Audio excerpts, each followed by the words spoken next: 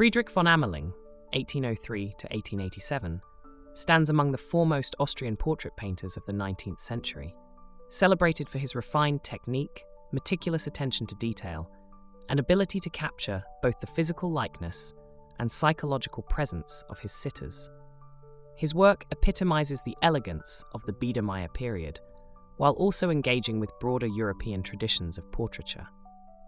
Over the course of his long career, Amerling painted hundreds of portraits of aristocrats, intellectuals, artists, and members of the imperial family, earning him lasting recognition as one of the cultural giants of Austria's golden age. Amerling was born on April 14, 1803, in Vienna, into a respectable middle-class family. His father, a goldsmith, exposed him early to craftsmanship and visual detail, while his own artistic inclination emerged in childhood. Recognizing his talent, his parents supported his formal training. At just 15, Amerling entered the prestigious Academy of Fine Arts in Vienna, where he studied under Hubert Maurer and later under other established painters. His early academic training instilled in him the classical discipline of draftsmanship, anatomy, and compositional balance, which would remain foundations of his art throughout his career. Seeking to broaden his horizons, Amerling pursued studies beyond Vienna. He trained in Prague under Joseph Bergler and later in Rome, where he immersed himself in the works of Renaissance masters such as Raphael and Titian. These influences enriched his understanding of color, form, and perspective. His travels also took him to Paris, where he studied under Horace Vernet, a noted French painter whose realist vigor and dramatic use of light made a deep impression. From Vernet, Amerling learned how to blend naturalism with a sense of grandeur, qualities that would soon define his portraits. By the early 1830s, Amerling had returned to Vienna, ready to establish himself professionally. The timing was fortuitous. Vienna was then a cultural hub of the Austrian Empire, where aristocracy and the rising bourgeoisie alike sought portraits to affirm their social standing. Amerling's technical skill and ability to convey both intimacy and dignity quickly won him prestigious commissions. His reputation soared when he became a favored portraitist of Emperor Francis I and members of the Habsburg court.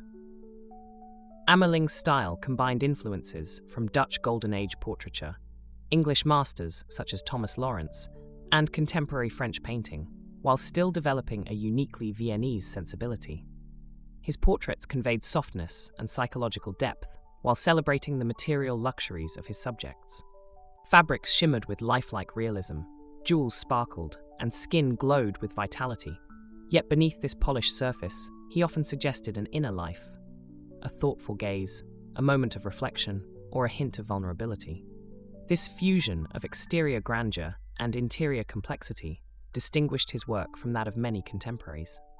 During his career, Amerling painted an astonishing range of sitters, from monarchs and noble families to artists and intellectuals. Among his most famous works is his portrait of the composer Franz Liszt, which captures both the physical charm and artistic aura of the young virtuoso. Other celebrated portraits include Archduchess Sophie, a pivotal figure in Austrian politics, and various members of Vienna's cultural elite. Each portrait not only immortalized the sitter, but also reflected the refinement and stability of Viennese society in the Biedermeier period. Although portraiture remained his central focus, Amerling occasionally explored religious themes and genre scenes. Yet these works never rivaled the popularity of his portraits, which were consistently in demand throughout his life.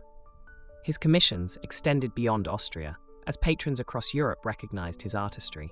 He traveled widely, to England, Italy, Spain, and the Near East, drawing inspiration from diverse cultures and expanding his network of patrons.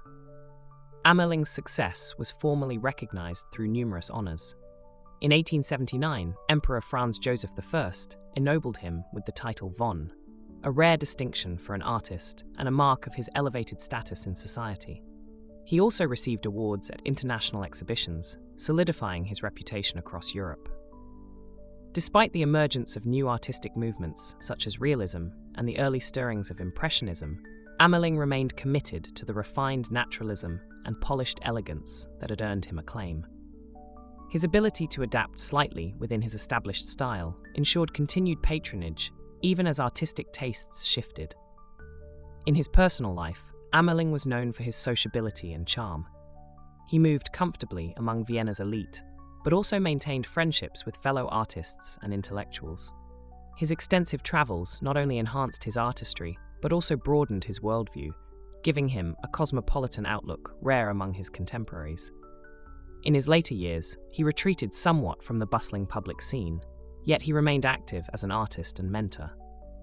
Friedrich von Amerling died on January 14, 1887, in Vienna, at the age of 83. His passing marked the end of an era, as his career had spanned much of the 19th century and witnessed profound political and cultural shifts within the Austrian Empire. He left behind an extraordinary body of work, much of which is preserved in Austria's leading institutions, including the Kunsthistorisches Museum and the Belvedere in Vienna. His paintings also remain in private collections, treasured for their technical brilliance and historical significance. Today, Amerling's legacy endures as one of the defining portraitists of Austrian art. His ability to immortalize both the outer beauty and inner life of his sitters continues to fascinate art historians and viewers alike.